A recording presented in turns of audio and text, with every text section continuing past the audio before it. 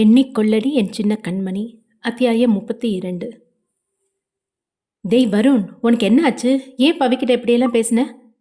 உனக்கு தான் என்னமோ ஆச்சு ராஜேஷ். இனிமே அந்த பவி இந்த வீட்டுக்குள்ள வரவே கூடாது. முதல்ல பிரதாப்பும் ஜெனியும் எங்க போயிருக்காங்கன்னு கண்டுபிடி. எனக்கு அவங்க கிட்ட உடனே பேசணும், இல்லைன்னா என் தலையே வெடிச்சிரும். அதிக அளவு கோபத்தை சுமந்த வருண் தலைவலியில் துடித்தான். அவனின் கரங்கள் இரண்டும் உச்சி மண்டியை பிடித்தவாறு நடுநடுங்க அதை கண்ட ராஜேஷ் துடித்து போனான். வருண், உனக்கு என்னடா பண்ணுது? தலை ரொம்ப வலிக்குது ராஜேஷ், என்னால முடியல. வாடா ஹாஸ்பிட்டல் போலாம். அதுக்கு அவசியம் இல்லை ராஜேஷ், டாக்டர் வந்துட்டாரு என்றாள் வர்ஷினி. ராஜேஷ் வாசல் நோக்க அச்சமயம் ஒரு மருத்துவர் கையில் பெட்டியுடன் உள்ளே வந்தார். வருணின் நிலையை கண்டதும் உடனே தன் பெட்டியை திறந்து ஒரு ஊசியை கையில் எடுத்தார். யார் நீங்க? எதுக்காக வருணுக்கு ஊசியை போடுறீங்க? இங்க பாருங்க மிஸ்டர், இவருக்கு கொஞ்ச நாளைக்கு முன்னாடி தான் ஆக்சிடென்ட் நடந்துச்சு. அப்போ இருந்து நான் தான் ட்ரீட்மெண்ட் கொடுக்குறேன். இந்த ஊசியை போடலன்னா அவர் தலைவலி அதிகமாகி என்ன வேணா செய்யலாம். வருணின் கஷ்டத்தை கவனித்த ராஜேஷ் வேறு வழியின்றி மருத்துவரை விடுவித்தான். வருணின் கை நரம்பில் ஊசி ஏற்றப்பட அந்த மருந்தின் வீரியத்தில் அப்படியே கண்ணயர்ந்தான் வருண். ஓகே மிஸ் வர்ஷினி, நான் இப்போ கிளம்புறேன், தேவைப்படும் போது கூப்பிடுங்க. Okay doctor, thank you. ஏய் வர்ஷினி, யார் இந்த டாக்டர்? வருணுக்கு என்ன ஊசியை போட்டீங்க? உடனே மயங்கிட்டா? சத்தம் போடாத ராஜேஷ், வருணுக்கு ஓய்வு வேணும். அவனை அறையில் படுக்கவை, அப்புறம் வந்து உன் கேள்வி கேளு. ராஜேஷ் வருணை கைத்தாங்கலாக தூக்க அப்போதுதான் தெரிந்தது வருண் முழுமையாக மயங்கிவிட்டான். பிறகு கையில் ஏந்தி சென்று அறைக்குள் படுக்க வைத்தான். அவனுக்கான போர்வையை போர்த்தி விட்டவன் என்னென்ன கஷ்டங்களை அனுபவிக்கிறானோ என்ற வருத்தத்தோடு பார்த்தான். ராஜேஷ் வெளியே வந்த சமயம் வர்ஷினி கால் மேல் கால் போட்டு சோஃபாவில் ஒய்யாரமாக அமர்ந்து போனை பார்த்து கொண்டிருந்தாள். வர்ஷினி, எதுக்காக இப்படியெல்லாம் பண்ற? பவி மேல பழிய போட்டு ஏன் இந்த குடும்பத்தை பிரிச்ச? நான் குடும்பத்தை பிரிச்சேனா? அதெல்லாம் பவி பண்ண வேலை. பொய் சொல்லாத, இதுக்கு பின்னாடி நீயும் அந்த சூர்யாவும் இருக்கீங்கன்னு எனக்கு தெரியும். உனக்கு வருண் மேலே ஆசைன்னா அதை அவனோட கல்யாணத்துக்கு முன்னாடி அவன்கிட்ட நீ சொல்லியிருக்க வேண்டியது தானே. எதுக்காக இப்போ வந்து எங்களோட நிம்மதியை கெடுக்கிற? நான் என்ன பண்ணுறது? அந்த சமயத்தில் எனக்கு வருண் மேலே காதல் இல்லை, இப்போ இருக்கு. அவனுக்கு கல்யாணம் முடிஞ்சிடுச்சுன்னு என்னால் விட்டு கொடுக்க முடியாது. இதுக்கு பேர் காதல் இல்லை, மோகம். அந்த சூர்யா தான் வருண் நினச்சி அவன் கூட உன்னோட ராத்திரியை கழிச்சியே, அதுலேயே திருளியா? இதெல்லாம் இவனுக்கு எப்படி தெரியும்? கேள்வியோடு அவள் நோக்கினாள். என்ன பார்க்குற? உண்மையான மனசோட ஒருத்தனை புரிஞ்சுக்கிட்டா முதல் பார்வையிலேயே அவன் யாருன்னு ஒரு பொண்ணு கண்டுபிடிப்பா. பவி கண்டுபிடிச்சா. அன்னைக்கு ஹாஸ்பிட்டலில் அந்த சூர்யாவை சந்திச்ச கொஞ்ச நேரத்திலேயே இது தன்னோட வருண் இல்லைன்னு அவள் தெரிஞ்சுக்கிட்டா. அதுதான் உண்மையான காதல். உனக்கு இருக்க மோகத்துக்கு அந்த சூர்யாவே சரியான ஆள். எங்க வருணை விட்டுடு. ஸ்டாப் இட் ராஜேஷ், என்னோட காதலை கொச்சப்படுத்தாத. அந்த சூர்யா வருண் மாதிரியே பேசி என்கிட்ட நடிச்சு ஏமாத்திட்டான். அதுக்காக அந்த பவி கூட என்ன கம்பேர் பண்ணி மட்டும் தட்டாத. நான் தான் இனி வருணுக்கு எல்லாம். நீ எந்த தைரியத்தில் இதெல்லாம் பண்ற? உன்னால எப்படி வருணை இப்படி மாற்ற முடிஞ்சது? அதெல்லாம் நீயும் மற்றவங்களும் தெரிஞ்சுக்கணும்னு அவசியம் இல்லை. உனக்கும் பவித்ராவுக்குமான டாஸ்க் இன்னும் முடியலை. இந்த குடும்பத்தை பிரித்தா வருணை வர வைப்போன்றது மட்டும்தான் எங்களோட வாக்கு. இப்போ டாக்டர் இந்த ஒரு ஊசியை போட்டாரே, அதை தொடர்ந்து போட்டால் வருண் மொத்தமாக உங்கள் எல்லாரையும் மறந்துடுவான். நான் என்ன சொல்கிறேனோ அதை மட்டும் நம்புவான். சி, நீ எல்லாம் ஒரு ஜென்மமா? அவனை காதலிக்கிறேன்னு சொல்கிற, இப்படி அவனை கஷ்டப்படுத்த மட்டும் எங்கேருந்து மனசு வருது? இதுலேயே தெரியலையா உன் லட்சணம்? ஒழுங்கு மரியாதையாக வருணை விட்டுரு, இல்லை உனக்கு கொன்னுடுவேன். ராஜேஷின் பேச்சை கேட்டவள் நன்கு சிரித்தாள். அவளின் புன்னகையில் கடுப்பை வெளிப்படுத்தினான் ராஜேஷ். அவளின் குரல் வலியை நசுக்கி இறுக்கி பிடிக்க சோஃபாவில் விழுந்தாள் அவள். என்ன கொன்னுட்டா மட்டும் வருண் சரியாயிடுவானா? உன் புத்தியை கொஞ்சம் லூஸ் பண்ணு. கொஞ்ச நேரத்துக்கு முன்னாடி அவனுக்கு வந்துச்சே ஒரு தலைவலி, ஊசியை மட்டும் போடாம மட்டும்தான் வலி தாங்க முடியாம அவனை ஏதாவது செஞ்சுட்டு இருப்பான். இப்போ சொல்லு, என் பேச்சு கேட்டு வருணை வாழ வைக்க போறீங்களா, இல்லை உங்க முடிவு தான் சரின்னு சாகடிக்க போறீங்களா? அவளின் பதிலில் ராஜேஷின் பிடி தளர்ந்தது. வருணின் உயிர்தான் முக்கியம் என விடுவித்தான் அவளை. வெரி குட் ராஜேஷ், இப்போ நான் சொல்கிறத நல்லா கேட்டுக்கோ.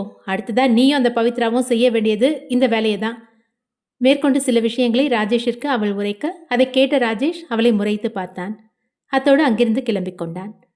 நில்லு ராஜேஷ், இப்போவே உன்னோட துணிகளை எல்லாம் பேக் பண்ணிட்டு போ. திரும்பவும் இந்த வீட்டுக்குள்ளே நீயும் சாண்டியும் வந்துடக்கூடாது, ஞாபகம் வச்சுக்கோ. அவளின் பேச்சில் வெறுப்போடு வீட்டிலிருந்து கிளம்பினான். வருணை அப்படியே விட்டு செல்ல மனமில்லைதான். ஆனால் செய்ய வேண்டிய வேலைகள் மீதம் இருப்பதால் ராஜேஷ் அங்கிருந்து கிளம்பினான். ராஜேஷ் நேராக பவியின் இல்லத்திற்கு தான் சென்றான். அவளின் தந்தை மிலிட்ரியார் இறந்த பிறகு இப்போதுதான் மீண்டும் அந்த தெருவிற்குள் நுழைகிறான் ராஜேஷ். வீட்டின் கதவு திறந்தே இருக்க மாட்டப்பட்டிருந்த தன் கணவனின் புகைப்படத்திற்கு கீழே அமர்ந்து கண்ணீர் வடித்துக் கொண்டிருந்தார் தனம். ராஜேஷ் வந்ததை கவனித்த தனம் உடனே எழுந்து நின்றார். வாப்பா உட்காரு. தன் தாய் யாரை வரவேற்கிறார் என அறைக்குள் இருந்த பவி எட்டி நோக்க ராஜேஷ் தான் வந்திருந்தான். பவி, நீ சொன்னதுதான் சரி. அந்த வர்ஷினி சாதாரண ஆள் இல்லை. வருணுக்கு ஏதோ தந்திரமா ஒரு மருந்தை கொடுத்துருக்காங்க. அதை வச்சுதான் அவனை ஆட்டி படைக்கிறான். அவன் தீராத தலைவலியில துடிக்கிறான். எவனோ ஒருத்தன் டாக்டர்னு உள்ள வந்து ஒரு ஊசியை போட்டான். உடனே வருண் மயங்கிட்டான். அவர் எப்படி இருக்காரு? நீ அங்க தானே இருந்த? எதுக்காக அந்த ஊசியை போட விட்ட? வருண் தலைவலி தாங்க முடியாம அவ்வளோ கத்துனான். அந்த ஊசியை போட்டா சரியாகிடுவான்னு அந்த டாக்டர் சொன்னாரு. வேற வழி இல்லாம தான் நான் விட்டேன். சரியா அந்த ஊசியை போட்டதும் வருண் மயங்கிட்டான். அவளும் அந்த சூர்யாவும் எல்லாத்தையும் பக்காவா பிளான் போட்டு பண்றாங்க. நீங்க 2 பேரும் என்ன பேசுறீங்க? எனக்கு ஒண்ணுமே புரியல என்றார் தனம். என்ன நடக்குதுன்னு நான் உங்களுக்கு தெளிவா சொல்றேன். பவியும் ராஜேஷும் சற்றும் எதிர்பார்க்காத வருகையாக பிரதாப், ஜெனி, ராஜம்மா மூவரும் அங்கே வந்திருந்தனர். பிரதாப்! பவியை கண்டதும் வாசலில் நின்றிருந்த ஜெனி ஓடி வந்து பவியின் காலில் விழுந்தாள். ஜெனி, என்ன பண்ற? முதல்ல எந்திரி. என்னை மன்னிச்சிரு பவி, உண்மை தெரியாம அதிகம் வார்த்தையை விட்டுட்டேன். உன் டிபார்ட்மெண்ட் ஸ்டோரை அடகு வச்சு தான் லாரன்ஸ்க்கு ஆப்ரேஷனே முடிஞ்சிருக்கு. லாரன்ஸ் மேல நீ வச்சிருக்க அன்பை எனக்கு தெரியாம போச்சு. இவர்களுக்கு எப்படி உண்மை தெரிய வந்தது என பவியும் ராஜேஷும் நோக்கினர். என்னடா பாக்குற? வருணோட பழக்க வழக்கத்துல இருக்க வித்தியாசத்தை நீ மட்டும் தான் கவனிச்சியா? அன்னைக்கு சாண்டியை ஏர்போர்ட்ல டிராப் பண்ணும்போதே வருண் பவியை பத்தி தப்பா பேசினான். அப்பவே எனக்கு உள்ளுக்குள்ள தெளிவா உரைச்சது, இது நம்ம வருண் தானான்னு. நம்ம வீட்டில் நடக்கிற ஒவ்வொரு பிரச்சனைக்கு பின்னாடியும் வர்ஷினி ஏதோ ஒரு விஷயத்துல தொடர்புல இருந்துட்டே தான் இருக்கா. பவியை பத்தி எனக்கு நல்லாவே தெரியும். அப்படிப்பட்ட பவியே லாரன்ஸை விட பணம் தான் முக்கியம்னு வாய் வார்த்தையால சத்தம் போட்டா நான் அதை நம்பிடுவேனா? இப்படி எல்லாம் பேசினா பிரச்சனை பெருசாகும், வீட்டில் சண்டை தான் வரும். தெரிஞ்சே பவி பேசுறான்னா அப்போ அது நடக்கணும்னு தான் பவி திட்டம் வச்சிருந்தா. தெரிஞ்சேதான் வேணும்னே பதிலுக்கு பதில் சண்டை போட்டு நான் ஜெனியையும் அம்மாவையும் அழைச்சிக்கிட்டு வெளியே வந்தேன். அப்புறம் வருண் நம்ம வீட்டுக்குள்ள போறத பார்த்தேன். கொஞ்ச நேரத்திலேயே நீயும் வெளியே வந்த. உன்னை பின்தொடர்ந்து தான் பவியோட வீட்டுக்கு நாங்க வந்திருக்கோம். மேற்கொண்டு ராஜம்மா மற்றும் தனம் இருவருக்கும் புரியும் வகையில் பிரதாப் அனைத்து விவரத்தையும் உரைத்தான். கடவுளே, அப்ப இத்தனை நாளா வீட்டில் இருந்தது ஏன் மாப்பிள்ள கிடையாதா? ஆனா இப்ப அந்த வீட்டில் இருக்கிறது நம்மளோட வருண் தான். அந்த வர்ஷினிக்கு இப்ப தெரியாத விஷயம், நாம எல்லாரும் உண்மை தெரிஞ்சு ஒற்றுமையா இருக்கிறது மட்டும்தான். அவன் நம்புற மாதிரி நாம ஒருத்தருக்கு ஒருத்தர் சண்டை போட்டு பேசாம இருக்கிறதா காட்டிக்கணும். அவளுக்கு என்னதான் தேவையா? ஏன் நம்மளை இப்படி டார்கெட் பண்றா? அவ நமக்கு ஒரு கண்டிஷன் போட்டிருக்கா பிரதாப். அவ நமக்கு கண்டிஷன் போடுறதா? ஆமா, அதை நாம நிறைவேற்றலைன்னா வருணோட உயிருக்கு ஆபத்து. நம்ம 3 பேரோட கம்பெனி பார்ட்னர்ஷிப்பை வர்ஷினி பேருக்கு எழுதி கொடுக்கணுமா? ராஜேஷ் கூறியது கேட்டு பிரதாப் கோபம் கொண்டு கிளம்பினான். அவளெல்லாம் உயிரோடவே விடக்கூடாதுரா. பொறு பிரதாப், அவசரப்படாத. என் கையை விடு ராஜேஷ். இவளெல்லாம் விட்டு வச்சா மொத்த குடும்பத்தையும் அப்படியே விழுங்கிடுவா. அவ பேசின எல்லாத்தையும் நான் நேரில் கேட்டுட்டு வந்திருக்கேன் பிரதாப். சும்மா வந்தேன்னு நினைக்கிறியா? அவளோட குரல் வழியை நசுக்கிட்டு தான் வந்தேன். ஆனால் வருணை பற்றி யோசிச்சு தான் அவளை உயிரோட விட்டேன் என்றான் ராஜேஷ். இங்கே பாருங்க, முதல்ல இந்த வர்ஷினியை கொலை பண்ணுற எண்ணத்தை உங்கள் மனசுல இருந்து எடுத்துருங்க. நமக்கு தேவை வருணை திரும்ப பழையபடி கொண்டு வரணும். அதுக்கு என்ன பண்ணலான்னு யோசிங்க. பவி இந்த கேள்வியை கேட்டதும் அனைவரும் அமைதியாகினர். அதற்கான வழிதானே தெரியவில்லை. ஆனால் வழியை காண்பிப்பது போலவே மொபைல் மணி ஒலித்தது. ராஜேஷ் எடுத்து பார்க்க சாண்டி தன்னுடைய இந்திய எண்ணிலிருந்து அழைப்பு விடுத்திருந்தான். சாண்டி தான், அதுவும் இந்திய நம்பர்லேருந்து அழைக்கிறான். ஹலோ சாண்டி. டேய் ராஜேஷ், நான் ஏர்போர்ட் வந்துட்டேன்டா. ட்ரீட்மெண்ட் முடிஞ்சது. மறுபடியும் தேவைப்படும் போது அப்பாயின்மெண்ட் வாங்கி அமெரிக்கா போனால் போதும். நான் வர விஷயத்தை யாருக்கும் சொல்லாத, சர்ப்ரைஸாக இருக்கட்டும். டேய் சாண்டி, பொருடா, இப்போ எங்கே இருக்க? ராஜேஷ் மறுபுறம் பேசிக் கொண்டிருந்த சமயமே அழைப்பை துண்டித்து விட்டான் சாண்டி. கடவுளே, இப்படி கேப் விடாமல் தொடர்ந்து அடிக்கிறியே, எங்களை பார்த்தா பாவமாக தெரியலையா? என்ன சொல்கிற ராஜேஷ், சாண்டி வந்துட்டானா? ஆமாம் பிரதாப், சர்ப்ரைஸாக இருக்கட்டும்னு யாருக்கும் சொல்ல வேணான்னு சொல்கிறான். அவன் நேராக அங்கே நம்ம வீட்டுக்கு தான் போவான். வேணா ராஜேஷ், கண்டிப்பாக சாண்டி இப்போ ஏர்போர்ட்லேருந்து நம்ம வீட்டுக்கு போயிட்டுருப்பான். எப்படியாவது வழியிலேயே பார்த்து அவனை கூட்டிகிட்டு வந்துடுங்க. இப்போ தான் தோல் பிரச்சனைக்கான ட்ரீட்மெண்ட் முடிச்சுட்டு வந்திருக்கான். இந்த சமயத்தில் அவன் ரொம்ப எமோஷனல் ஆகிற மாதிரி நடக்கக்கூடாது. அது அவனோட ட்ரீட்மெண்ட்டை பாதிக்கும். ஓகே பவி, நானும் பிரதாப்பும் போகிறோம். எப்படியாவது அவனை நடுவிலே பார்த்து அழைச்சிட்டு வரோம். ஜெனியை கண்ணால் பார்த்து கூறிவிட்டு கிளம்பினான் பிரதாப். சாண்டி ஏர்போர்ட்டில் பிடித்த வாடகை காரில் அமர்ந்து கொண்டு இதமான தமிழ் பாட்டை கேட்டவாறு தலையை ஆட்டிக்கொண்டே வந்தான். 2 வாரமாக அமெரிக்காவில் இருந்துட்டேன். நம்ம ஊருக்கு வந்த அப்புறம் தான் நிம்மதியாக மூச்சு விடுற மாதிரி இருக்கு. தமிழ் இசையை ரசித்து கொண்டே வந்தான். அத்தோடு டிரைவருக்கு வீட்டிற்கான வழியையும் கூறினான். அதோ அந்த வலது புறத்தில் 3வது வீடு. Okay sir. பதில் அளித்த டிரைவர் வலது புறத்தை நோக்கி காரை திருப்ப அவ்வேளை குறுக்கே காரை வேகம் கொண்டு வந்து பிரேக் அடித்தான் ராஜேஷ். நல்ல வேலையாக சுதாரித்து டாக்ஸி டிரைவரும் பிரேக்கை போட விபத்து எதுவும் நடக்கவில்லை. டாக்ஸி டிரைவர் கோபம் கொண்டான். உடனே அவர்களை திட்டவும் செய்தான். உங்களுக்கெல்லாம் என்ன புத்தி கெட்டு போச்சா? காரை இப்படி ஓட்டுறீங்க?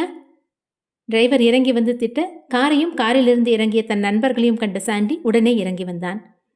ஏங்க திட்டாதீங்க, என்னோட ஃப்ரெண்ட்ஸ் தான், தெரியாமல் பண்ணிட்டாங்க. இதுக்கு மேலே நானே போய்க்குவேன். உங்களுக்கு எவ்வளோ பணம் கொடுக்கணும்னு சொல்லுங்கள். மேற்கொண்டு திட்ட எண்ணம் இருந்தாலும் சவாரியின் உறவுக்காரராக போனதால் வாயை அடக்கி கொண்டு பணத்தை வாங்கி கொண்டு கிளம்பினார் டாக்ஸி டிரைவர். ஏன்டா இப்படி பண்றீங்க? கொஞ்சம் மிஸ் ஆயிருந்தா ஆக்சிடென்ட் ஆயிருந்திருக்கும். சரி வா வீட்டுக்கு போலாம் என்றான் பிரதாப். இதுக்கா இவ்வளோ வேகமா வந்தீங்க? 2 நிமிஷம் விட்டிருந்தா நானே வீட்டுக்குள்ள வந்திருப்பேனே. லக்கேஜை எடுத்துக்கொண்டு நண்பர்களுடன் காரில் அமர்ந்தான் சாண்டி. கார் வீட்டை நோக்கி கிளம்பாமல் வேறு திசையில் திரும்பியதும் வினாய் எழுப்பினான். டேய் இப்போதான்டா வீட்டுக்கு வரேன், அதுக்குள்ள என்ன ஆஃபீஸ் கூட்டிட்டு போறீங்களா? ஆஃபீஸ்க்கு இல்லடா, வீட்டுக்கு தான். ராஜேஷ் கூறியதும் சரி என ஒப்புக்கொண்டான் சாண்டி. டேய் நீங்க 2 பேரும் என் முகத்தை கவனிச்சிங்களா இல்லையா? முன்ன விட என் தழும்பு இப்போ ரொம்ப சரியாயிடுச்சு. இன்னும் மெடிசனை மட்டும் சரியா ஃபாலோ பண்ணா போதும்னு டாக்டர் சொன்னாங்க. முகத்துல காயம் இருந்தாலும் இல்லாட்டியும் நீ அழகுதான்டா. எங்களுக்கு பெருசா ஒன்றும் வித்தியாசம் தெரியல. நல்லா சமாளிக்கிற ராஜேஷ், என் முகத்தை நீ கவனிக்கவே இல்லை. பேசிக்கொண்டே வந்ததில் பவியின் பழைய வீட்டிற்கு வருகை தந்திருப்பதை சாண்டி அப்போதுதான் கவனித்தான். என்னடா பவியோட அப்பா அம்மா வீட்டுக்கு வந்திருக்கோம்? உள்ள வா சாண்டி சொல்றோம். கேள்வியோடு சாண்டி உள்ளே நுழைய அவனை கண்ட லாரன்ஸ் உடனே ஓடி வந்து அணைத்து கொண்டான். ஹாய் கண்ணா, எப்படி இருக்க? உன்னை பார்த்து ரொம்ப நாள் ஆச்சு. I miss you. சாண்டி குழந்தையை அணைத்து தன் ஏக்கத்தை வெளிப்படுத்த லாரன்ஸ் உடனே சைகை காட்டினான். சாண்டியின் முகம் முன்பை விட மேலும் அழகாக இருக்கிறதாம். தேங்க்ஸ்டா கண்ணா, நீ ஒருத்தன் தான் என்னை கவனிச்சிருக்க, மற்றவங்க யாரும் எதுவுமே விசாரிக்கல பாரு. அப்படிலாம் இல்லை தம்பி. வாங்க, எப்படி இருக்கீங்க? ராஜம்மா தனம் இருவருமே இணைந்து வரவேற்றனர். ஜெனியும் சாண்டியை வரவேற்க பவி மட்டும் அமைதியாக இருந்தாள். என்ன பவி, நான் அமெரிக்கா போகிறது அவ்வளோ பெரிய விஷயம் இல்லைன்னு சொன்னேன். திரும்பி வந்ததும் அவ்வளோ பெரிய விஷயம் இல்லையா? அமைதியாக இருக்க. சாரி சாண்டி, அன்றைக்கி நான் உன்கிட்ட வேணும்னே அப்படி பேசினேன். ஆனால் பேச வேண்டிய சூழ்நிலை. என்னாச்சு? உன் முகம் ரொம்ப சீரியஸாக இருக்கு. இங்கே ஏதாவது பிரச்சனை நடந்ததா? அனைவரின் முகத்தையும் கவனித்தவன் வருணை தேடினான். நம்ம வருண் எங்க? எதுக்காக எல்லாரும் இந்த வீட்டில் இருக்கோம்? முதல்ல உட்காரு சாண்டி, என்ன விஷயம்னு சொல்கிறேன். ராஜேஷ் சாண்டியை அமர வைத்து விஷயத்தை சாதாரணமாக உரைத்தான். வருணுக்கு விபத்து நடந்ததிலிருந்து இதுவரை நடந்த அனைத்தையும் யதார்த்தமாக கூறினான். அப்போ நம்ம குடும்பம் பிரிஞ்சிருச்சா? இங்க பாரு சாண்டி, அந்த வர்ஷினிலாம் ஒரு ஆளே கிடையாது. அவளாலாம் நம்மளை பிரிக்க முடியாது. இப்போ கூட நாம சண்டை போட்டுட்டு ஆளாளுக்கு ஒரு மூலையில் இருப்போன்னு தான் அவன் நினச்சிருப்பா. ஆனால் நம்ம ஒற்றுமையாக தானே இருக்கோம். எப்படியாவது வருணையும் காப்பாற்றிட்டா நமக்கு முழு திருப்தி கிடைக்கும். சின்ன விஷயந்தான், பார்த்துக்கலாம். நீ இதை நினச்சி எமோஷ்னல் ஆகாத. புரியுது. நான் எமோஷ்னலாக அட்டாக் ஆனால் அது என்னோட ட்ரீட்மெண்ட்டை பாதிக்கும். அதுக்காக தான் இவ்வளோ பெரிய விஷயத்த ரொம்ப சிம்பிளாக என்கிட்ட சொல்கிறீங்கல்ல. வருண் எப்போவுமே எனக்கு ஒரு அட்வைஸ் கொடுப்பான். எங்கே எப்படி நடக்கணுமோ அங்கே அப்படி நடந்துக்கணும்னு. மெச்சூரிட்டிங்கிறது பேசுகிற பேச்சில் மட்டும் இல்லை, நடந்துக்கிற விதத்துலேயும் இருக்குது. கண்டிப்பாக வருண் சரியாயிடுவான். அவன் நம்மக்கிட்ட வந்துடுவான். எனக்கு நம்பிக்கை இருக்குது. அதுக்கு முன்னாடி நம்மளோட மருமக பிள்ளைய நாம் வரவேற்க வேணாமா? உனக்கு இப்போ எத்தனை மாதம் ஆகுது பவி? சாண்டி கேட்ட பிறகுதான் மற்ற அனைவருக்குமே நினைவு வந்தது. பவியின் கர்ப்பத்தை பற்றி மறந்தே விட்டனர். 2 மாதம் ஆகுது. அவர்கிட்ட தான் முதல்ல சொல்லணும்னு காத்துட்டு இருந்தேன். இன்றைக்கி தான் நேரில் பார்த்தேன். நானும் சொல்லிட்டேன். சரி சரி, அவனுக்கு புரிய வரும்போது புரியட்டும். நீ ஹாஸ்பிட்டல் போனியா? செக்கப் என்ன ஆச்சு?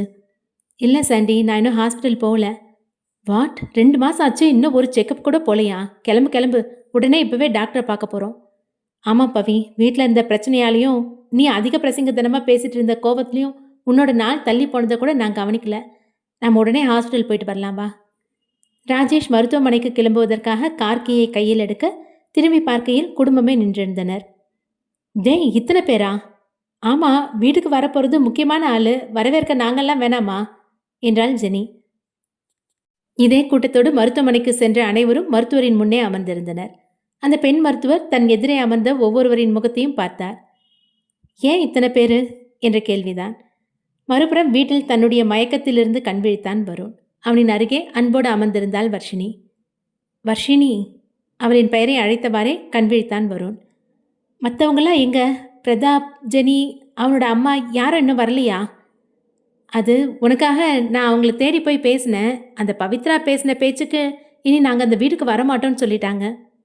அப்படியா சொன்னாங்க? பிரதாப் கிட்ட நானே பேசுகிறேன். எங்கே இருக்கான்? வருண், கொஞ்சம் ரிலாக்ஸாக இரு. பிரதாப், ஜெனி எல்லாருமே கோவத்தில் இருக்காங்க. இப்போ நீ போய் பேசினாலும் அவங்க முடியாதுன்னு தான் சொல்லுவாங்க. அது இல்லாமல் உனக்கு தலைவலியும் அதிகமாயிடும். உன்னோட வலியை பற்றி கொஞ்சம் யோசிச்சு பாரு. நான் சொல்கிறத கேளு. கொஞ்ச நாளைக்கு இப்படியே விடு, தானே அவங்க உன்னை தேடி வருவாங்க. இப்போதும் அவனுக்கு தலைவலி இருந்தது. எதையும் செயலாற்றுவதற்கு உடலில் தெம்பும் இல்லை. நண்பர்கள் மீண்டும் வர வேண்டும் என்ற எண்ணம் மட்டும் அவனுக்குள் இருந்தது. அது வரைக்கும் இந்த வீட்டில் நான் தனியாக என்ன பண்ணுறது? நீ ஏன் தனியாக இருக்க? உன் கூட நான் இருக்கேன். அவங்க வர வரைக்கும் நான் உன்னை பார்த்துக்கிறேன். அன்போடு பேசியவள் வருணின் தலைவலியை போக்க மென்மையாக கை வைத்து நெற்றியை தடவினாள். ஆனால் அவள் நெற்றியில் கை வைத்து மென்மையாக தடவிய சமயம் அவனின் நினைவில் பவித்ராவின் முகம் வந்தது. இதென்ன ஆச்சரியம்! வர்ஷினி தன்னை தொடும் சமயம் ஏன் பவியின் நினைவு வருகிறது? உடனே கையை விலக்கி விட்டான் வருண். என்னாச்சு வருண்? தலை ரொம்ப வலிக்குதா? வலி இருக்கு. ஆனா நீ என்னை தொடும்போது... அதற்கு மேல் அவன் உரைக்காமல் வார்த்தையை நிறுத்திவிட வர்ஷினி மேற்கொண்டு பேசினாள். சொல்லு வருண், தொடும்போது எப்படி இருக்கு? ஒன்றும் இல்லை வர்ஷினி, இப்போ எனக்கு பெட்டர் தான். நான் போய் ஃப்ரெஷ் ஆகிட்டு வரேன். வருண் ஏதோ உரைக்க வந்தது போல் தெரிந்தது என வர்ஷினி யோசனை கொண்டாள். வருண் கழிவறைக்குள் நுழைந்த பிறகு அந்த அறையின் சுவற்றை சுற்றி பார்த்தாள் வர்ஷினி.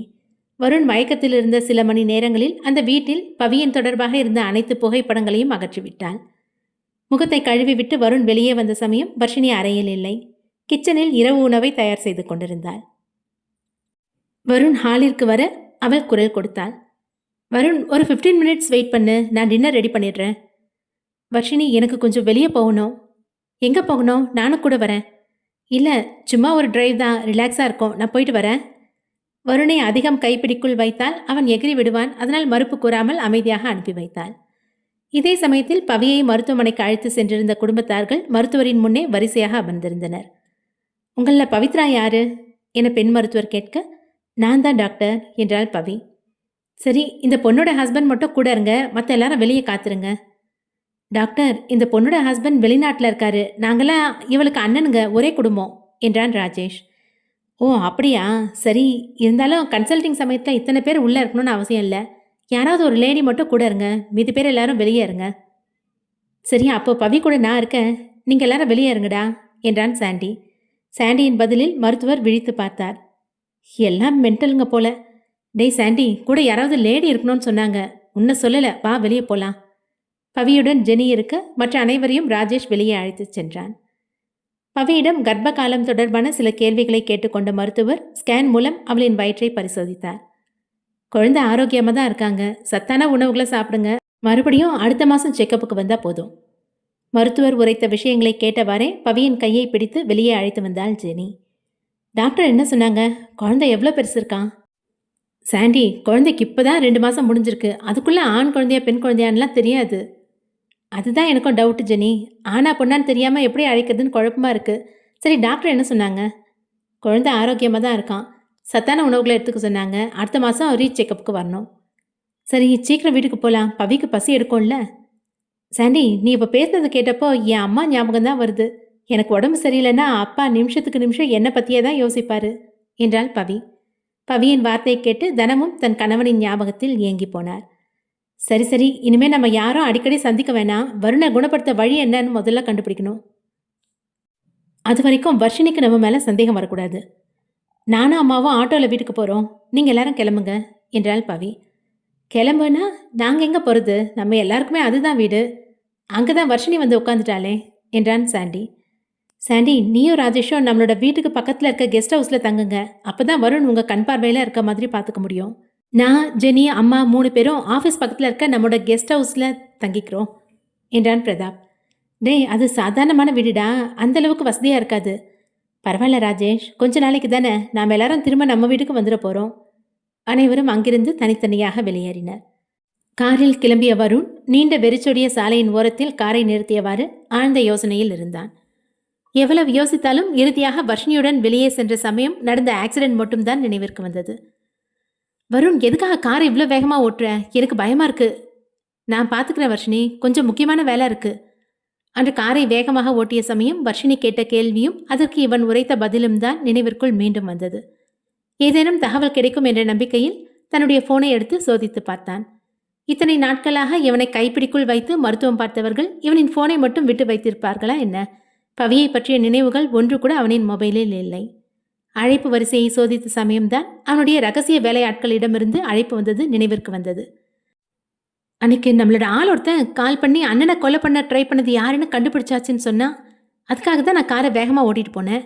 இப்போ அவன் கால் பண்ணதுக்கான அடையாளமே என்னோட ஃபோனில் இல்லை, எங்கே போச்சு? ஃபோனை சோதித்தது போதும் என தன்னுடைய ரகசிய இடத்திற்கு விரைந்தான். ஆள் இல்லாத அந்த கட்டிடத்தின் கதவு திறக்கும் சத்தம் நன்கு எதிரொலிக்க பழக்கப்பட்ட இடம் தானே என தைரியமாக உள்ளே நுழைந்தான் வருண். ஆனால் வருண் அந்த கட்டிடத்தில் நுழைந்த நொடி முதல் கண்காணித்துக் கொண்டிருந்தான் மார்க்கோ. வெளியே தெரியாதவாறு ரகசியமாக பொருத்தப்பட்ட கேமரா மூலம் வருணின் அசைவுகளை கண்காணித்தான். வெல்கம் அருண். அந்த இடத்துல நீ என்ன தேடினாலும் உனக்கு எந்த தடயமும் கிடைக்க போகிறது கிடையாது. கூடிய சீக்கிரமே நீயும் நானும் நேரில் சந்திப்போம். அப்போ உனக்கு எல்லாமே புரிய வரும். ஏன்டா இந்த மார்க்கோவை பகச்சிக்கிட்டோன்னு நீ வருத்தப்படுவ. வருணின் குழம்பிய முகத்தைக் கண்டு மார்க்கோ சந்தோஷமாக சிரித்து கொண்டான். மொபைலில் தன்னுடைய ரகசிய வேலையாட்களுக்கு அழைப்பு விடுக்க மூவரில் ஒருவர் கூட அழைப்பை ஏற்கவில்லை. வருணுக்கு எல்லாம் விசித்திரமாக இருந்தது. வருண் அங்கிருந்து வெளியேறினான். காரில் ஏறி அமர்ந்தவன் அடுத்து செல்ல வேண்டிய இடத்தை முடிவு செய்தவனாய் பார்வையை நேராய் செலுத்தினான். வருணின் கார் நேராக ஆளில்லாத தண்ணீர் பரப்பில் அமைக்கப்பட்ட ஒரு வீட்டிற்கு சென்றது. காரில் இருந்து இறங்கிய வருண் யாரேனும் தன்னை கவனிக்கிறார்களா என பார்த்துவிட்டு அந்த வீட்டின் காலிங் பில்லை அழுத்தினான். கதவை திறந்தது வருணின் அண்ணன் மதிமாறன். வருண், என்னடா இந்த நேரத்தில் வந்திருக்க? அண்ணா. அழைத்த வேகத்தில் உடனே அணைத்து கொண்டான். மெல்ல கண்ணீரும் சிந்தினான். என்ன நடந்துச்சு வருண்? நீ அழறியா? முதல்ல உள்ள வா. வருணை உள்ளே அழைத்து அமர வைத்தான் மதிமாறன். என்னடா நடந்துச்சு? எதுக்கு அழற? வீட்டில் எல்லாரும் நல்லா இருக்காங்களா? நான் இன்னும் அம்மாவையும் அப்பாவையும் போய் பார்க்கல. நல்லதா இருப்பாங்கன்னு நினைக்கிறேன். என்னடா சொல்ற? சரி, இப்போ எதுக்காக கண் கலங்குற? என்னை சுற்றி என்ன நடக்குதுன்னு புரியல. கொஞ்சம் மர்மமாக தெரியுது. இந்த பிரதாப் இருக்கான்ல, அந்த பவி கூட சண்டை போட்டு வீட்டை விட்டு போயிட்டான். பவி கூட சண்டை வந்தா பிரதாப் என் வீட்டை விட்டு போகணும். முதல்ல இந்த பவியை யார் வீட்டுக்குள்ளே விட்டது? பவியை பற்றி பேசினால் தன் தமையனும் அவளை உன்னுடைய மனைவி என கூறுவாரோ என வருண் எண்ணம் கொண்டான். ஆனால் மதிமாறன் சரியாக பேசினான். மை காட், ஆனால் நீங்களாவது என் நிலைமையை புரிஞ்சுக்கிட்டீங்களே. அந்த பவித்ரா எப்படி வீட்டுக்குள்ளே வந்தான்னு தெரியல. பிரதாப் கூட சண்டை போட்டு அவனுக்கு கோவம் வர மாதிரி பேசி வீட்டை விட்டு வெளியே அனுப்பிட்டா. என்னால் கோவத்தை அடக்க முடியல. அவளை கொல்ற அளவுக்கு வெறி வருது. கூல் வருண், நீ டென்ஷன் ஆகாத. பிரதாப் கிட்ட நான் பேசுகிறேன். ஆனால் அவன் எங்கே இருக்கான்னு கூட எனக்கு தெரியல. ராஜேஷ், சாண்டி யாரையுமே பார்க்க முடியல. கால் பண்ணாலும் எடுக்க மாட்டேங்கிறாங்க. ஓகே வருண், நீ ரிலாக்ஸாக இரு. நீ பெரிய ஆக்சிடெண்ட்லேருந்து மீண்டு வந்திருக்க. அதுக்கான ட்ரீட்மெண்ட் உனக்கு போயிட்டுருக்கு. டென்ஷன் ஆகாமல் சாதாரணமாக இரு. நான் எல்லாத்தையும் பார்த்துக்கிறேன். நீ வேணும்னா இங்கேயே தங்கிக்கோ. அந்த வீட்டில் நீ தனியாக தானே இருப்ப? இல்லை அண்ணா, வீட்டில் வர்ஷினி காத்துட்ருப்பா. வர்ஷினி அங்கே என்ன பண்ணுறா? வர்ஷினி ரொம்ப பாவம் அண்ணா. எனக்கு உடம்பு சரியில்லாமல் போனதுலேருந்து என் பக்கத்துலேயே இருந்து பார்த்துக்கிறா. நான் இப்பெல்லாம் அடிக்கடி டயர்டாகி சோர்ந்து போகிறேன். மறுபடியும் கண்ணு விழிக்கிறப்பெல்லாம் அவன் என் பக்கத்துலேயே இருக்கா. ரொம்ப நல்லவ. சரி வருண், என்ன இருந்தாலும் கல்யாணம் ஆகாத ஒரு பொண்ணை நீ வீட்டில் தனியாக தங்க வச்சுக்கிறது வெளியே தெரிஞ்சால் பேசுவாங்கல்ல. புரியுதுண்ணா. ஆனால் போலீஸ் கண்ணுக்கு நீங்கள் இங்கே இருக்கிறது தெரியக்கூடாதுன்னு தான் உங்களை தனியாக இங்கே தங்க வச்சுருக்கேன். இப்போ நான் இங்கே வந்து தங்கினா அடிக்கடி வந்து போகும்போது விஷயம் வெளியே தெரிஞ்சிடும். கொஞ்ச நாளைக்கு தான், அப்புறம் வர்ஷினி அவங்க வீட்டுக்கு போயிடுவா. மதிமாறனை சந்தித்த பின் வருண் தன்னுடைய வீட்டிற்கு கிளம்ப பிறகுதான் அறைக்குள் மறைந்திருந்த வருணின் நண்பர்கள் வெளியே வந்தனர். வெளியே வாங்கடா, வருண் கிளம்பிட்டான் என மதிமாறன் அழைக்க கதவை திறந்து எட்டி பார்த்தவாறு சாண்டி முன்னேற அவனை தொடர்ந்து பிரதாப்பும் ராஜேஷும் வந்தனர். நல்ல வேலை பாஸ், நீங்களும் பவியா அவனோட மனைவின்னு சொல்லியிருந்தீங்கன்னா அவன் டென்ஷன் ஆகி தலைவலியில் மயக்கம் போட்டிருப்பான் என்றான் ராஜேஷ். நிச்சயமா அப்படிதான் சொல்லியிருப்பேன். ஆனால் சரியான நேரத்தில் நீங்கள் விஷயத்தை என்கிட்ட சொன்னதுனால அவன் பாதிக்கப்படாத மாதிரி பேசி அனுப்பியிருக்கேன். பாவண்டா, தனக்கு என்ன நடக்குதுன்னு கூட அவனால் புரிஞ்சுக்க முடியல.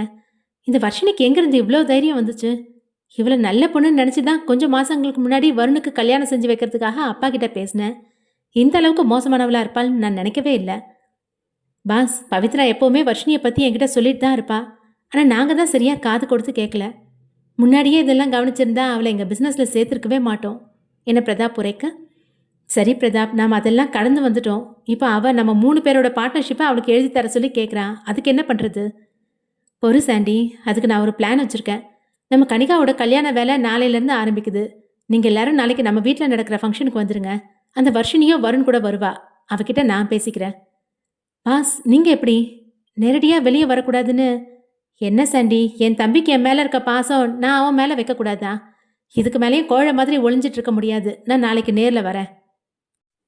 மறுநாள் காலை உறக்கத்திலிருந்து எழுந்த வருணிடம் தங்கையின் திருமணத்தை பற்றி விவரித்து அவளின் நலங்கு விழாவிற்கு தாய் தந்தையரின் வீட்டிற்கு அழைத்து வந்தாள் வர்ஷினி. இப்போதெல்லாம் இவள் உரைப்பதுதான் அவன் மனதில் பதிகிறது. வருண் வீட்டினுள் நுழைய அவனின் தாயும் தந்தையும் வரவேற்றனர். பவி இருக்க வேண்டிய இடத்தில் வர்ஷினியைக் கண்டு அவர்கள் கோபம் கொண்டனர். இருந்தாலும் வெளி காட்டிக் கொள்ளவில்லை. முன்னரே இவர்களை சந்தித்த மதிமாறன் அனைத்து விவரத்தையும் எடுத்துரைத்தான். வா வருண், எப்படி இருக்க? உள்ள வா. வருணின் தாய் தந்தை சோமுவும் ராதிகாவும் வருணை மட்டுமே வரவேற்றனர். நான் நல்லா இருக்கேன். நீங்கள் 2 பேரும் எப்படி இருக்கீங்க? அவர்களுக்குள் அன்பாக பேசிக்கொண்டார்கள். தன்னை வரவேற்கவில்லையே என கோபம் கொண்டாள் வர்ஷினி. அடுத்தடுத்து விசேஷ வேலைகளை கவனித்தனர். அடடே வர்ஷினி, வாமா, எப்படி இருக்க? வருணின் பாட்டி வர்ஷினியை வரவேற்றார். அவருக்கு பவியை பிடிக்காது. பணம் பொருளும் இடம்தான் மரியாதையான இடம் என நம்புபவர். நான் நல்லா இருக்கேன் பாட்டி, நீங்க எப்படி இருக்கீங்க? பேசிக்கொண்டே பாட்டியின் காலில் விழுந்து ஆசிர்வாதம் பெற்றாள். அந்த செயல் ஒன்றே போதும் பாட்டி அவள் வலைக்குள் விழ. வருண் கண்ணா, எப்படி இருக்க? பாட்டி, நீங்க என்னையா கேக்குறீங்க? ஆமாண்டா, உன்னதான். எப்படி இருக்க? நல்லா இருக்கேன் பாட்டி. வருணுக்கு அவ்வளவு ஆனந்தம். இதுவரை வஞ்சிப்பதற்காக மட்டுமே தான் அவன் பெயரை கூறி அழைத்திருக்கிறார். பாட்டி அங்கிருந்து நகர்ந்ததுமே வருணிடம் பேசினாள் வர்ஷினி. என்ன வருண், ரொம்ப சந்தோஷமா இருக்கீங்க?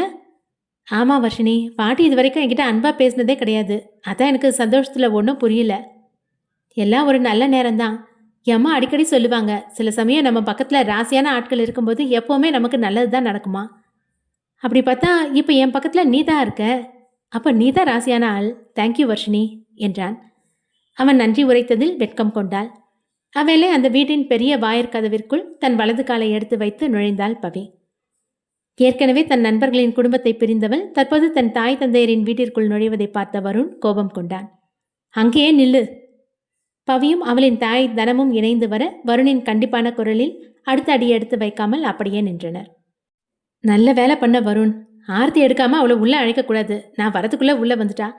யதார்த்தமாய் ஆர்த்தி தட்டை கையில் வைத்து பேசிக்கொண்டே பவியை நோக்கி முன்னேறினார் ராதிகா. உடன் மணப்பெண் கனிகாவும் பூ அலங்காரத்தோடு புன்னகையான முகத்துடன் வருகை தந்திருந்தாள். அருகில் வருணின் அண்ணி அணுவும் உடனிருந்தாள். தான் இந்த வீட்டிற்குள் நுழைந்த சமயம் வா என அழைக்கக்கூட ஆள் இல்லை. இவளுக்கு ஆரத்தி ஏற்பாடு வேறையா என வர்ஷினி பொறாமையோடு பார்த்தாள். யார் என்ன நினைத்தால் என்ன என ராதிகா தன் மருமகளுக்கு ஆரத்தி எடுத்தார்.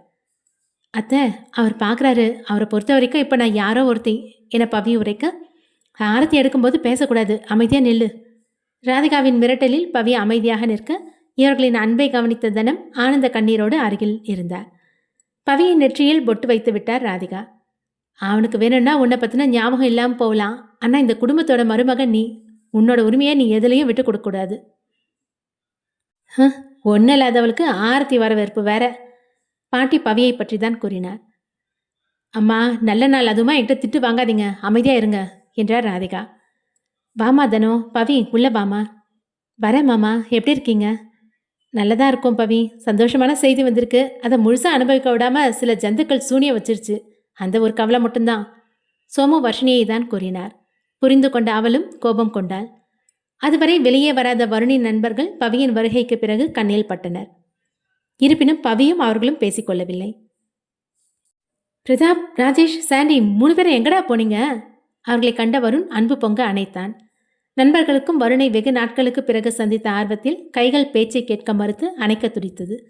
இருப்பினும் வர்ஷினியின் முன் நாடகத்தை தொடர வேண்டும் என்பதால் அமைதியாய் நின்றனர். இவ்வளவு நெருக்கத்தில் அனைத்தும் நண்பர்கள் தன்னை தொடக்கூட இல்லையே என வருந்தி விலகினான் வருண். அவ உங்களை பேசினது தப்பு தான். கொண்டு போடுற அளவுக்கு எனக்கும் கோவம் வந்துச்சு. அவளோட குரல் வலையை கூட நசுக்கினேன். ஆனால் கர்மமாக இருக்கிறதா சொன்னா. அந்த குழந்தை என்ன பாவம் பண்ணுச்சு, அதான் விட்டுட்டேன். நீ எங்களுக்காக பவிக்கிட்ட கோச்சிக்கணும்னு அவசியம் இல்லை. உண்மை என்னன்னு எங்களுக்கும் இப்போதான் தெரிய வருது. இனி நடக்கிறது நடக்கட்டும். அம்மாவும் அப்பாவும் அழைச்சதுனால தான் இங்கே வந்தோம். மற்றபடி எங்ககிட்டேருந்து விலகியே இரு. பிரதாப், நீ ஏன் இப்படியெல்லாம் பேசுகிற? ஆமாம், இனி இப்படி தான். இறுக்கமான குரலில் பேசிய பிரதாப் அங்கிருந்து விலகினான். உடன் மற்ற நண்பர்களும் விலகிச் சென்றனர். டேய் ராஜேஷ், சாண்டி, நீங்களாவது நான் சொல்கிறத கேளுங்கடா. விடு வருண், அவங்க தான் உன்னை கண்டுக்கலையே, நீ ஏன் பின்னாடியே போகிற? அவங்க என் க்ளோஸ் ஃப்ரெண்ட்ஸ் வர்ஷினி. அவ்வளோ சீக்கிரம் என்னால் விட முடியாது. எல்லாத்துக்கும் இவ தான் காரணம். என்ன மந்திரம் போட்டாலோ என் அப்பாவும் அம்மாவும் இவ பேச்சு தான் கேட்குறாங்க. வருண் பவியை வெறுப்போடு பார்த்து சென்றான். வர்ஷினி பவியை நோக்கி நக்கலாக பார்வை விட, இனி வருண் எனக்கு சொந்தம் என சொல்லாமல் சொன்னாள். பவி, அவ கிடக்கிறா குரங்கு, நீ உள்ள வா. அனு பவியை உள்ளே வருமாறு அழைத்தாள். எல்லாம் சரியாகும் என்ற நம்பிக்கையில் உள்ளே வந்தாள் பவி. நடந்ததையெல்லாம் அனு மற்றும் கனிகாவிடம் கூறிய வண்ணம் அவர்களுடன் அறையில் இருந்தாள் பவி. அப்போ வருணன்னா எனக்கும் சரவணனுக்கும் கல்யாணம் செஞ்சு வைக்கிறதா சொன்னாரே, அதுவும் காத்துல போயிடுச்சா? உனக்கு உன்னோட கவலை. ஆனால் எனக்கும் அந்த டவுட் இருக்கு. உன் அண்ணன் அந்த கல்யாணத்தை பற்றி என்ன நினைவில் இருக்காருன்னு நீ போய் பேசினாதான் தெரிய வரும். ஆமாம் கனிகா, பவி சொல்கிறது தான் சரி. அத்தை மாமா 2 பேரும் உன்னை அந்த சந்திரனுக்கு கல்யாணம் செய்யறதுல தான் குறியாக இருக்காங்க. வருணோட உதவி ரொம்ப முக்கியம். அவங்கள எப்படி டீல் பண்ணால் சரியாக இருக்கும்னு வருணுக்கு தான் தெரியும் என அனு உரைக்க, அப்போ நான் இப்போவே அண்ணா கிட்ட போய் பேசுகிறேன். கனிகா வருணை தேடி கிளம்ப அவனுடன் வர்ஷினியும் அமர்ந்திருந்தாள். அண்ணா, நான் உங்க கூட தனியாக பேசணும். உட்காரு கனிகா, என்ன விஷயம்னு சொல்லு. அருகில் இருந்த வர்ஷினியை நோக்கினாள் கனிகா. வருண், நான் கொஞ்ச நேரத்தில் வரேன், நீங்கள் பேசிட்டுருங்க. இரு வர்ஷினி, நீ இருக்கிறதுனால என்ன? கனிகா, நீ என்ன பேசணும் சொல்லு. வர்ஷினியை முறைத்துவிட்டு விஷயத்தை உரைத்தாள் கனிகா. இந்த கல்யாணத்தில் எனக்கு இஷ்டம் இல்லை. இன்ஸ்பெக்டர் சரவணனை நேசிக்கிறதா சொல்லியிருந்தேன்ல. ஓ, நல்லா ஞாபகம் இருக்கு. அதுக்கு என்ன? என்னண்ணா இவ்வளோ சாதாரணமாக சொல்கிறீங்க? இப்போ எனக்கு நலங்கு வைக்க போகிறாங்க. அப்புறம் கல்யாண வேலை தொடர்ந்து நடக்கும். ஆமாம், நடக்க தான் செய்யும். அதுக்கு தானே இவ்வளோ அழகாக தயாராகிருக்க.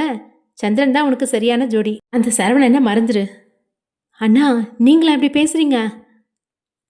இங்கே பாரு கனிகா, நீ ரொம்ப சாதுவான பொண்ணு. உன்னை அவன் யூஸ் செஞ்சுக்க பார்க்குறான். அவன் நல்லவன் கிடையாது. அண்ணா, உங்களுக்கு என்ன ஆச்சு? எல்லாம் மறந்து போன மாதிரி பேசுறீங்க. சரவணனோட சேர்ந்து தானே அந்த பல் வியாபாரம் பார்த்தா இட்டாலிக்காரங்களை விரட்டி அடிச்சிங்க. அவன் நல்லவர் தான் அண்ணா. அது போலீஸா அவனோட கடமை. அதுக்கான பலன் அவனோட டிபார்ட்மெண்ட்லேருந்து கிடைக்கும். நீயே அதுக்கான ஊதியமாக மாறிடாத. இல்லைண்ணா. கனிகா தன் அண்ணனை சமாதானம் செய்ய அவள் முயற்சிக்க பவியின் குரல் தடுத்தது. பவி, அண்ணனை பாத்தியா என்னெல்லாம் சொல்றாருன்னு? இதெல்லாம் அவரா பேசுற மாதிரி தெரியல. கனிகாவின் கண்கள் அருகில் இருந்த வர்ஷினியை தான் குறிநோக்கியது. என்ன கனிகா, உன் பார்வை என்ன தாக்குறத பார்த்தா உன் அண்ணனுக்கு நான் சொல்லித்தர மாதிரி நினைக்கிற போல?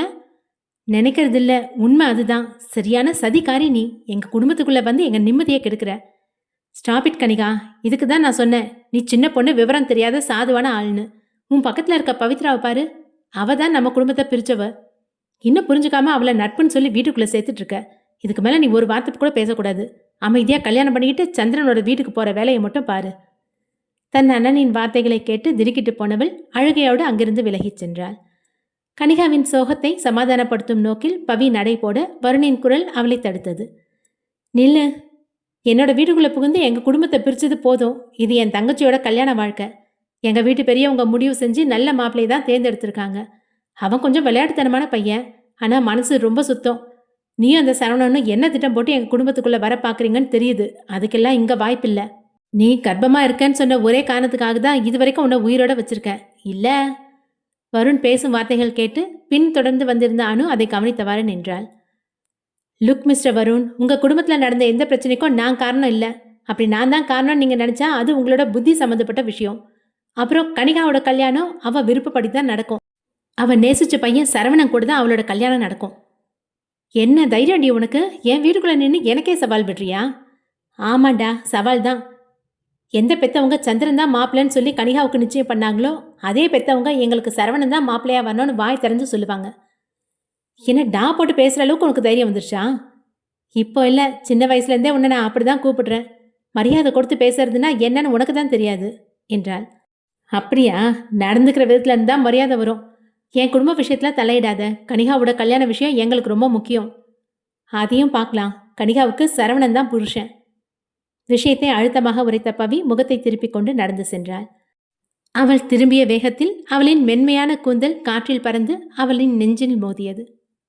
வருண் அவளுக்கு பதிலடி கொடுக்க நினைக்க, ஆனால் அவள் நிற்காமல் செல்வதை பார்த்து கைகளை மடக்கியவாறு வார்த்தைகளை கட்டுக்குள் வைத்தான். வருண், நீ டென்ஷன் ஆகாத. அவ போகட்டும் விடு. அவளால் எதுவும் பண்ண முடியாது. இல்லை வர்ஷினி, உனக்கு அவளை பற்றி தெரியாது. சின்ன வயசுல இருந்தா நான் பார்த்துட்டு இருக்கேன். என்னை வம்பெழுத்து சீன்றதுன்னா அவளுக்கு ரொம்ப பிடிக்கும். என்னை பழிவாங்க கனிகாவோட வாழ்க்கையை கூட அவள் விட்டு வைக்க மாட்டா என்றான் வருண். பவி சவால் விட்டு அணுவின் அறையை நோக்கி நடக்க வாசலில் நின்றிருந்த அணுவும் கனிகாவும் பிரம்மை பிடித்தவர்கள் போல் பவியை பார்த்து கொண்டிருந்தனர். உங்க 2 பேருக்கும் என்ன ஆச்சு? ஏன் இப்படி செல்ல மாதிரி நிற்கிறீங்க என பவி கேட்க, இப்போ நீ வருண் அண்ணா கிட்ட என்ன பேசிட்டு வந்த? அவர் உனக்கு புருஷங்கிறதையே மறந்து பழையபடி 2 பேரும் சண்டை போட்ட மாதிரி தெரியுது. அப்போதுதான் பவிக்கும் தான் பேசிய வார்த்தைகளும் டா என அழைத்த கோபமும் நினைவிற்கு வந்தது. அட, நான் மறந்து போயிட்டேன். அவர் என்ன டீ போட்டதும் பழைய ஞாபகம் வந்துருச்சு. அதே நினைப்பில் சவால் விட்டு பேசிட்டு வந்துட்டேன். அடிப்பாவி, அந்த வர்ஷினி தான் அவனுக்கு என்னமோ வசியம் வச்சுட்டா. உனக்கு என்ன ஆச்சு என அனு கேட்க, விடுங்கக்கா, இதுவும் ஒரு மாதிரி பழைய மோதலை திரும்பி பார்க்குற சந்தோஷமான நினைவாக தான் இருக்கு என்றாள். பவி, அப்போ அண்ணா கிட்ட நீ சும்மா தான் சவால் விட்டியா? பாவமான முகத்தோடு கனிகா கேட்டாள். மறந்துட்டியா? உன் அண்ணாவுக்கு இப்போதான் உடம்பு சரியில்லாமல் அவள் பேச்சு கேட்டு நடக்கிற மாதிரி ஒரு நிலைமை இருக்கு. ஆனால் அதுக்கு முன்னாடியே உனக்கு வாக்கு கொடுத்துட்டாரு. சரவணன் தான் உனக்கு வாழ்க்கை துணைன்னு. அவர் மறந்தாலும் நான் மறக்க மாட்டேன். அவர் கொடுத்த வாக்கை நான் காப்பாற்றுவேன். தேங்க்யூ பவி. கனிகா பவியை அன்போடு அணைத்து கொண்டாள். அதன் பிறகு கனிகாவின் நலங்கு வைக்கும் சடங்கு துவங்கியது. பெரியோர் முதலில் துவங்கி வைக்க, பிறகு இலசுகள் வந்து சந்தனம் தடவினர். திருமணம் நிச்சயத்திலிருந்து அதிராணியும் சந்திரனும் சோமுவின் இல்லத்தில்தான் தஞ்சமடைந்திருந்தனர். சந்திரனின் தந்தை இவர்களுடன் இல்லை. அதிராணியின் குணத்தை சகித்துக் கொள்ள முடியாமல் எப்போதோ குடும்பத்தை விட்டு பிரிந்து சென்று விட்டார். அவ்வப்போது அண்ணன் சோமுவின் இல்லத்திற்கு வருகை தந்த அதிராணி திருமண சடங்கை காரணம் காட்டி அங்கேயே தங்கிவிட்டார். ஒரே வீட்டில் இருப்பதால் கனிகா சந்திரன் இருவரையும் தனித்தனி சிம்மாசனத்தில் அமர வைத்து ஒரே சமயத்தில் நலங்கு துவங்கினர். அனி, நிச்சயதார்த்தம் முடிஞ்சு கல்யாண வேலையே துவங்கியாச்சு. ஆனா கனிகா இன்னும் அந்த பையனையே மனசுல வச்சுட்டு இருக்கா. பாருங்க, அவன் முகத்துல கொஞ்சம் கூட சிரிப்பே இல்லை. அப்படிலாம் இல்லை அதிராணி, சரியா தூங்கல போல. அதான், இரு நான் போய் எடுத்து சொல்றேன். ராதிகா தன் மகளின் அருகே சென்று புன்னகையும் கோபமும் கலந்த பாசாங்கோடு கனிகாவை கண்டித்தார். என்ன கனிகா, வந்திருக்க சொந்தக்காரங்க முன்னாடி கல்யாணத்துல விருப்பம் இல்லைன்னு காட்டி கொடுக்க தான் இப்படி முகத்தை வச்சுட்டு இருக்கியா? கொஞ்சமாவது சிரி. உன் தீனி பண்டார மருமகனுக்கு இதுவே அதிகம். உனக்கு வாய் ரொம்ப நில்லுது, அப்புறம் கவனிச்சுக்கிறேன். ராதிகா நேராக பவியின் அருகே சென்றார். பாரு பவி, வந்திருக்க சொந்தக்காரங்க முன்னாடி மானத்தை வாங்குறா. நீயாவது போய் அவகிட்ட பேசு, சிரிச்ச முகமா இருக்க சொல்லு. அம்மா, இது எதுக்காக அவகிட்ட சொல்றீங்க? இவளுக்கு மற்றவங்க சந்தோஷத்தை கெடுக்க தான் தெரியும் என வருண் உரைக்க, அப்படியா? அப்போ உங்க தங்கச்சியை சிரிக்க வைக்க உங்களால முடியுமா? ஏன் முடியாது? கண்டிப்பா முடியும். அப்ப செஞ்சு காட்டுங்க. சந்தோஷமா சிரிக்க வச்சுட்டா நீ இந்த இடத்துல இருக்கக்கூடாது, வெளியே போயிடணும், சரியா என வருண் கேட்க, வருண், அதெல்லாம் ஒன்றும் வேணாம், அவ அதுக்கு சிரிக்காமலே இருக்கலாம் என்றார் ராதிகா. அத்தை, நீங்க ஒன்றும் பயப்படாதீங்க, அவரால் அப்படி என்ன பண்ண முடியும் நானும் பார்க்குறேன். இரு, எதுக்காக என் அம்மாவை அத்தைன்னு கூப்பிடுற? இதுக்கு முன்னாடி ஆண்டின்னு தானே கூப்பிட்டுட்டு இருந்த. ஐயோ வருண், உங்களுக்குள்ளே இருக்கிற சண்டையே போதும். முடிஞ்சா போய் உன் தங்கச்சியை சிரிக்க வை, மற்றதெல்லாம் அப்புறம் பேசிக்கலாம். ராதிகா கையெடுத்து கும்பிடாத குறையாக வருணை அனுப்பி வைத்தார். அவனின் தாய் உரைத்ததால் அமைதியாக கனிகாவின் அருகே சென்றான். ஹாய் கனிகா, எல்லாரும் உனக்கு நலங்கு வைக்கிறாங்க, நானும் வைக்க போறேன். பேசியவாறு கைகளில் சந்தனத்தை அள்ளினான் வருண். என் கையில் இருக்க சந்தனத்தை பார்த்து உனக்கு பயம் இல்லையா? நீ போட்டிருக்க இந்த அழகான மேக்கப் இன்னும் கொஞ்ச நேரத்தில் காணாமல் போகுது. அவள் ஏற்கனவே வருண் மீது கோபத்தில் இருந்தாள். இந்த மேக்கப் போவது தான் இப்போ ரொம்ப வருத்தமா என்ன? எதற்கும் அவளிடம் அசைவில்லை. சரி சரி, பயப்படாத. இவ்வளோ சந்தனத்தையும் நான் உன் மேலே தடவ போகிறது கிடையாது. சம்பிரதாயத்திற்காக கொஞ்சமாக கையில் எடுத்து நலங்கு வைத்து அச்சதி தூவினான். உடன் மொபைலில் இருந்து செல்ஃபிக்காக தன் தங்கையின் அருகே முகத்தை கொண்டு சென்றான். எங்க சந்தோஷமா சிரிச்ச முகத்தோட செல்ஃபிக்கு போஸ் கொடு. கனிகா நிச்சயம் புன்னகையோடு பார்ப்பாள் என்ற நம்பிக்கையில் அவன் செல்ஃபி எடுக்க, அவளோ சிரிக்காத முகத்துடன் தரையை பார்த்தவாறு அமர்ந்திருந்தாள். என்ன கனிகா, முக்கியமான நாள் அதுவுமா இப்படி சோகமா உட்காந்துருக்க? சந்தோஷமா இரு. காதலோட வலி என்னன்னு உன்னை விட யாருக்கு அண்ணா நல்லா தெரியும். விரும்புறவங்க கிடைக்காம போறது எவ்வளோ பெரிய கஷ்டமான விஷயம். அப்படிப்பட்ட சூழ்நிலை இருந்துட்டு என்னால் எப்படி சிரிக்க முடியும்? தன் தங்கையின் கண்களில் தெரிந்த காதல் வலியை கண்டதில் அவன் தடுமாறி நின்றான். போதா குறைக்கு அந்த காதல் வலியை தானும் அனுபவித்திருப்பதாக அவள் கூற குழப்பமும் கொண்டான். அடுத்த அத்தியாயம் விரைவில். நன்றி.